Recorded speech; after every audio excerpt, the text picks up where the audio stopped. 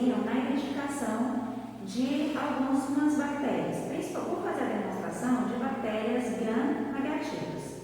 Eu tenho aqui um meio seletivo e diferencial, que é o HXLD, que é xilose lisina desoxicolato. Ele é utilizado principalmente para identificação e diferenciação de salmonela e shigella. E tenho aqui também, muito utilizado para gram-negativas, que é o Agar-McConkey. Ele nos auxilia principalmente entre as bactérias que são lactose positiva e lactose negativa. Aqui eu tenho o Agar-McConkey e o Agar-XLD. Vou fazer o repique de duas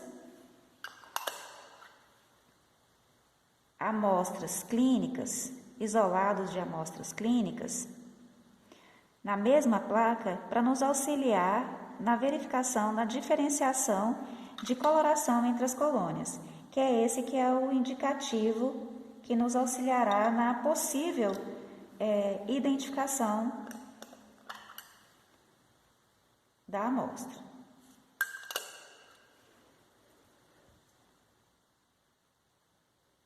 Então, esse aqui é o HXLD.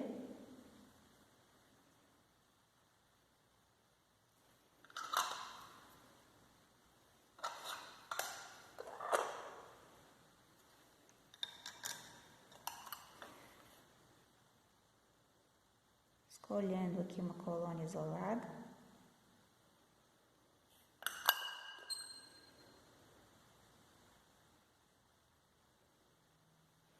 Esse é o Agar-McConkey. Após o repique, nós vamos incubar as placas a 35 graus Celsius, mais ou menos 2 por 18 a 24 horas, para nós realizarmos a leitura.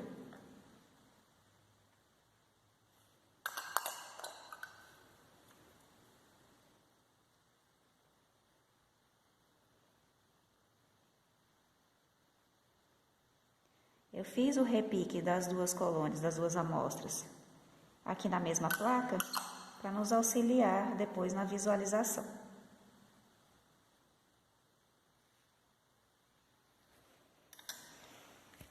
Nós vamos falar agora a respeito de dois agares diferenciais muito utilizados para nos auxiliar na identificação de enterobactérias. Esse primeiro agar é o Agar-McConkey. E na sua composição tem principalmente a lactose, aonde vamos conseguir diferenciar as bactérias que são lactose positiva, porque elas absorvem a lactose e formam essa coloração rósea. Já as que são lactose negativa, elas vão ficar nessa coloração mais transparente, mais esbranquiçada. E isso a gente consegue diferenciar claramente aquele grupo de lactose e bactérias lactose positiva das bactérias lactose negativa. Temos aqui esse outro agar que, além de diferencial, ele também é seletivo. É o Agar-XLD. Ele é composto de xilose lisina e desoxicolato. O desoxicolato, ele é um inibidor dos agentes gram-positivos. A lisina, ela é utilizada para diferenciação entre as bactérias patogênicas e não patogênicas, principalmente as salmonelas. Nesse agar aqui, nós temos, nesse lado avermelhado, a salmonela, onde tem um pigmento enegrecido, que é formado por componentes férricos que tem no agar, que vai reagir com o sulfito de hidrogênio, formando essa pigmentação, sendo muito característica de salmonela, enquanto aqui, neste outro lado, nós temos a E. coli. A coloração da colônia, as características macroscópicas são bem diferentes entre elas. Por isso, a XLD é muito utilizado na identificação de salmonela e de shigella.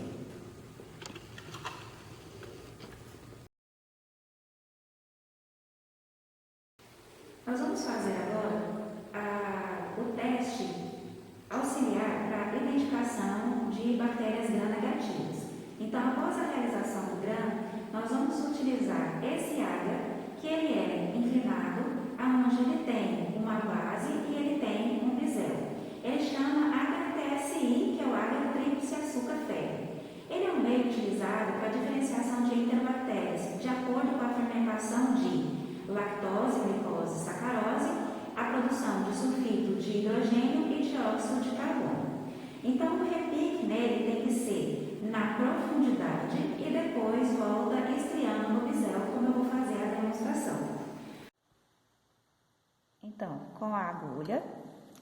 eu vou escolher uma colônia previamente isolada, só um piquezinho.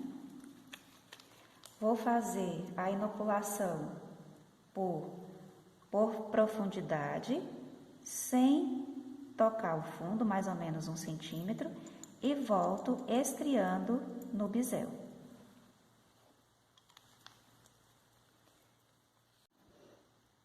Colônia isolada. Um pique sem tocar no agar.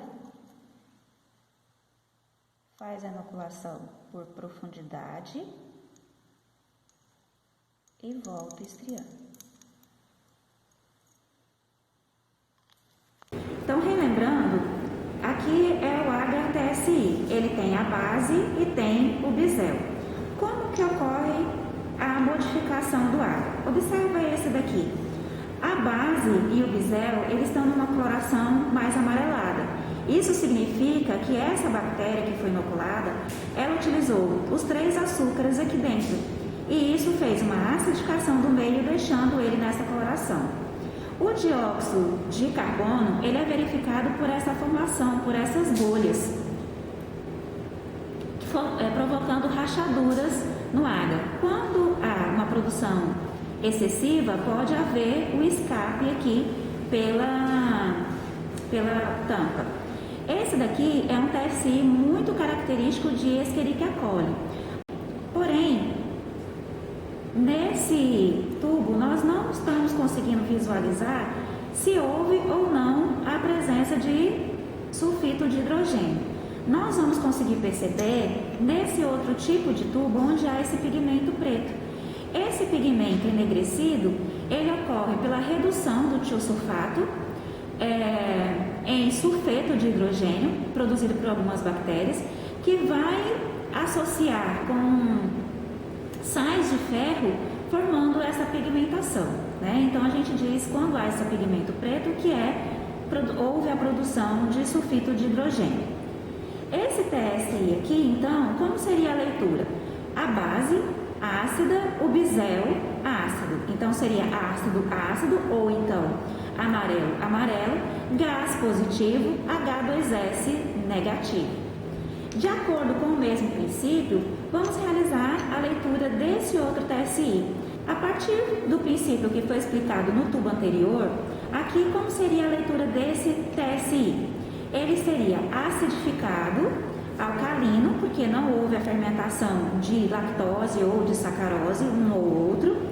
Não há produção de bolhas, então não há produção de dióxido de carbono, não houve rachaduras no agar, mas houve então essa formação desse pigmento preto, indicando que houve a produção de sulfito de hidrogênio. Então a leitura correta seria amarelo, vermelho, gás negativo e sulfito de hidrogênio positivo. Da mesma forma, nós temos aqui esse outro TSI, que é muito semelhante a esse primeiro. Da mesma forma, ele é ácido alcalino, existe aqui um pouquinho de pigmento enegrecido, então ele é sulfito de hidrogênio positivo, mas igualmente não tem rachaduras nem formação de bolhas, ele é considerado gás negativo. Esses dois TSIs, eles são muito característicos de Salmonella e o Proteus. Para fazer a diferenciação, nesse caso de TSI, nós temos que fazer uma outra prova que vamos explicar mais à frente, que é do caldo ureia. E finalmente, nós temos esse TSI que ele é praticamente muito parecido com o controle. Olha, praticamente não houve alteração. Esse TSI aqui é de uma bactéria que não fez nem a fermentação da glicose, lactose ou sacarose, não houve a formação de sulfito de hidrogênio, nem tampouco a formação de gás. Não há presença de rachaduras ou bolhas. Esse TSI é muito sugestivo de pseudomonas. Por que eu falo sugestivo? Porque não tem como dar certeza, nós precisamos realizar outras provas bioquímicas que está na sequência das nossas aulas.